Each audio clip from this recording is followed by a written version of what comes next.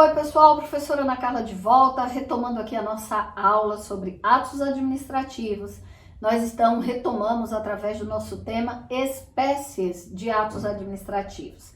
As espécies dos atos administrativos são atos normativos, atos ordinatórios, atos negociais, atos enunciativos, atos punitivos.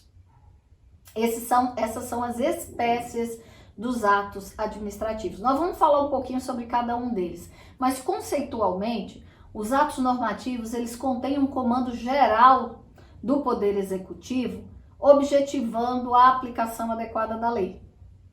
Já os atos ordinatórios, eles visam disciplinar o funcionamento da administração e a condução funcional dos seus agentes, para dar ordem à administração. Os atos negociais contêm uma declaração de vontade da administração pública que vai coincidir com a pretensão do administrado, do cidadão. Os atos enunciativos, eles enunciam uma situação existente sem manifestação de vontade da administração, eles simplesmente enunciam. Os atos punitivos contêm uma sanção imposta pela administração àqueles que infringem as disposições legais, regulamentares dos bens e dos serviços públicos. Vamos conversar um pouquinho sobre os atos normativos, Existem algumas espécies de atos normativos, eu vou tratar de algumas delas, eu vou falar do decreto, do regimento, das resoluções, das deliberações, das instruções normativas, dos pareceres normativos. Então, retomando, decretos, O que é um decreto? A gente já falou lá atrás um pouquinho dele, mas vamos retomar. É uma forma em que são expedidos atos administrativos de competência privativa do chefe do executivo, seja ele o presidente, ou o governador, ou o prefeito. Ele decorre do poder regulamentar da administração pública. E ele vai explicar como a lei deve ser aplicada, facilitando a execução da lei.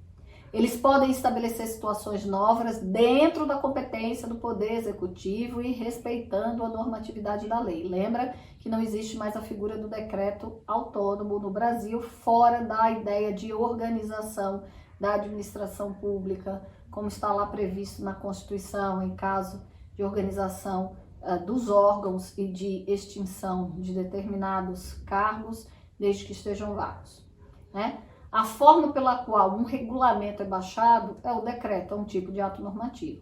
Os regimentos, eles são destinados ao estabelecimento de regras gerais de funcionamento para os órgãos públicos, dirigido a quem deve executar o serviço e realizar a atividade. Então, a gente tem o regimento interno da Câmara dos Deputados, o regimento interno do STF, é para organização para o funcionamento dos órgãos públicos. As resoluções são atos administrativos normativos expedidos pelo alto escalão do Poder Executivo, Não é exatamente o chefe do Poder Executivo, porque ele emite decreto, mas pelo alto escalão do Poder Executivo, pelos órgãos legislativos, pelos colegiados administrativos, pelos presidentes dos tribunais, ok? Deliberações, elas têm um cunho normativo ou decisório, que é oriundo dos órgãos colegiados. Essas deliberações, quando elas são normativas, elas apresentam-se como atos gerais. Quando elas são decisórias, elas se apresentam como atos individuais. Então, a deliberação normativa é sempre superior às decisórias se for confrontar uma com a outra, porque o ato geral é sempre superior ao ato individual, certo? Podendo ser revogada ou modificada apenas por outra pessoa da mesma categoria. As instruções normativas, oriunda dos Ministérios de Estado, Secretarias de Estados, órgãos superiores que visam estabelecer critérios de execução de leis, decretos e outros atos normativos. Você pode ver, por exemplo, a instrução normativa do imposto de renda sobre a pessoa física. Está lá especificando uma série de passos, organizando a aplicação desse tributo. Os pareceres, eles vão aparecer em duas situações aqui na nossa aula. Primeiro aqui como ato normativo. Parecer em si é uma manifestação de um órgão técnico sobre uma questão. Eles podem ser opinativos e não vinculam a administração, ou eles podem ser impositivos, vinculando os órgãos inferiores, porque alguma autoridade superior acolheu aquele parecer técnico como algo impositivo. E o que é o parecer normativo? Quando ele é aprovado, esse parecer técnico é aprovado pela autoridade competente, ele se converte em norma de procedimento interno. E aí ele se torna um ato normativo, porque ele se torna impositivo e vinculante a todos os órgãos. Existem também os chamados atos ordinatórios, né? A gente já falou dos atos normativos, agora a gente vai falar dos chamados atos ordinatórios. Esses atos ordinatórios podem ser as instruções, as circulares, os avisos, esses atos ordinatórios, né, como atos normativos, eles se subdividem entre esses, e as instruções, elas são ordens escritas e gerais sobre o modo e forma de execução de determinado serviço público. Ela é expedida sempre pelo superior hierárquico, orienta os subalternos no desempenho das suas atribuições e assegura a unidade de ação do organismo administrativo. As circulares é uma fórmula pela qual as autoridades superiores transmitem determinações uniformes a toda uma classe de funcionários a elas subordinados. Ela é expedida pelo chefe da repartição ou por encarregados de serviço. A gente está num item abaixo das instruções, né? Um item hierárquico abaixo das instruções. Então, é expedida por esses chefes de repartições e circulam nas repartições ou são remetidas aos interessados. Os avisos são instrumentos pelo qual os ministros, secretários de governo dirigem-se uns aos outros, comunicando fato ou dando informação. Também são usados quando os ministros ou secretários de governo se dirigem a altas autoridades a ele não subordinadas, também vai na forma de aviso, sujeito a outros ministérios ou secretarias.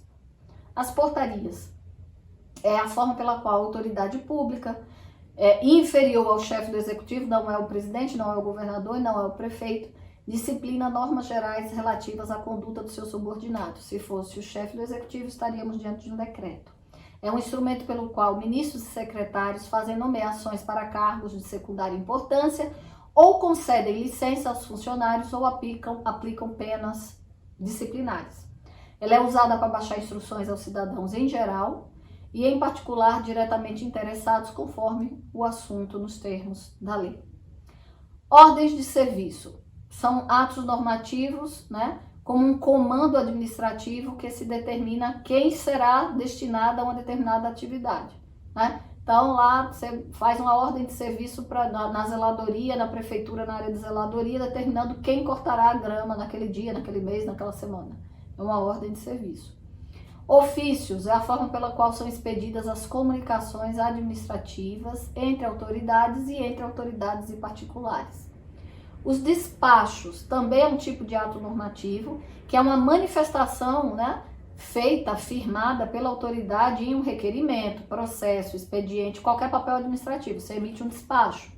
É uma forma pela qual se efetiva uma decisão, né? Então, e o que é o despacho normativo? É a forma pela qual são exarados documentos em casos concretos, com abrangência a todos os casos análogos. Aquilo se repete em todas as situações análogas àquela.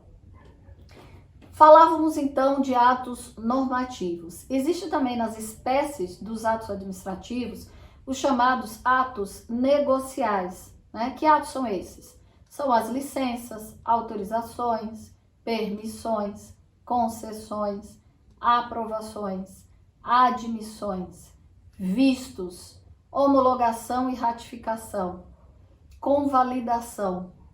Esses são chamados atos negociais. Eu paro aqui nesse ponto do nosso vídeo e eu retomo no próximo vídeo, então, com atos negociais. Até lá!